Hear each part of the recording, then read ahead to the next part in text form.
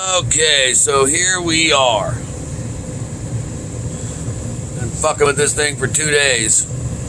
I advise anyone to go on Amazon and get Prime and get this the next day. Today's Sunday, February 16th, and I ordered it yesterday and it got here. And it's cold as a motherfucker outside. Anyway, Yeah. so this is the part that went bad. See that gear in there? That thing's all messed up. So you see how long that shaft is? It's about, I don't know, 3/4 and whatever.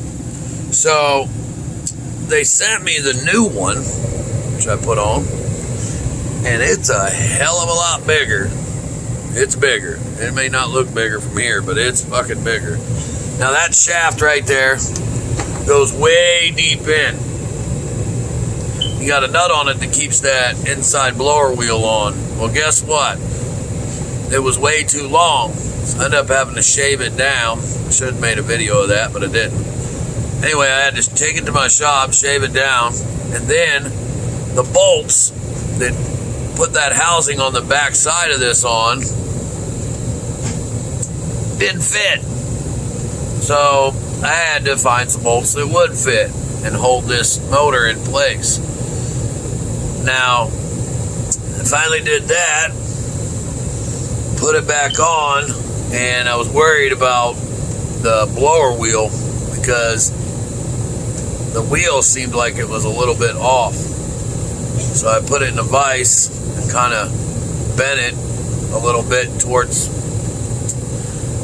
straightening, and I got it straightened out enough, and apparently for now it's working. So anyhow, this was my problem.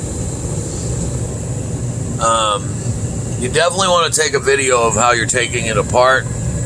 That way you can refer back to that video to show how to put it back together. This is a Carrier model. That's the model right there. I don't know if you can see it or not. But it's working good. Haven't had heat for 2 days, and now it's purring like a kitten. Now I got this little plastic wheel. It's supposed to go on there. Now I'm assuming this is to blow dust away from that so it don't get inside and mess up your bearings and shit like what happened. If you can't tell already, I am not very good with this, that, or the other and fixing shit, but this just goes to show you that you can fix anything if you want to and you take the time to relax and not freak out. You don't freak out unless there's a reason to freak out.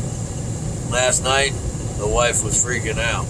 But, looks like it's running good.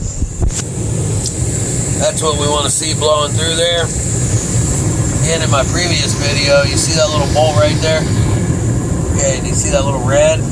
That's your igniter. You're going to want to take that out no matter what you do whenever you're servicing your furnace. If you want to do it yourself, pull that little bolt out, pull this little thing all the way out, and clean it with some sandpaper.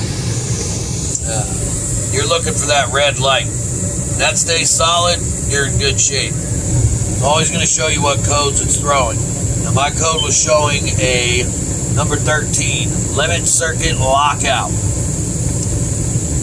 Okay, and then it was referring me to 33. Probably can't see that because it's blurry, but shit. Anyway, it was throwing me a 13, and then it was referring me to 33, which is light circuit fault, which is pulling you all the way back to that. So if you hear some noises in your furnace, that's exactly what that noise is going to be 9 times out of 10 from what I get from it. You got a sensor in there right there. Those sensors are pretty easy to pull out. Matter of fact, I got to put a bolt back in that. But you can replace those sensors pretty easily. Anyway, this concludes fixing a Carrier furnace.